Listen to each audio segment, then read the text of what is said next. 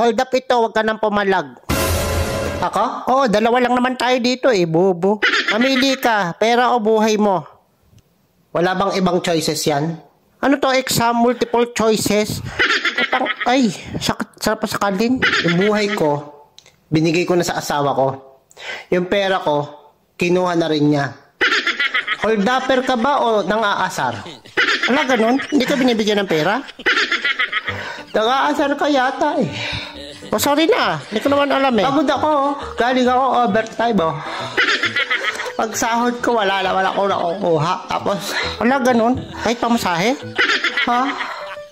Pag mag-hold up ka, huwag ka na mag-asar. Grabe naman affected mo. Saka ako hold upin mo, yung walang asawa, walang pamilya, ganun. Ano yun? Tatanungin ko muna kung may asawa o wala. May issue yan. O, ito. May iyak ka na eh.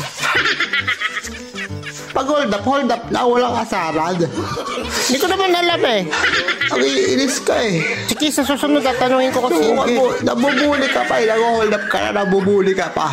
Hindi ko nga sadya, hindi ko alam. Dalawang kaso yan. Wala, ganun ba yun? Bullying and hold upping. Uy, totoo yun? Meron yata doon. Sige na, hindi na kita hold upin. Nahingan mo pa akong tiso. Sige na, balis ka sa harap ko na. Alibad-baran ako sa mukha mo. Ito na, paalis na. Hindi ko naman alam na under ang hayop ka eh. Ang lakas mo, asarahan.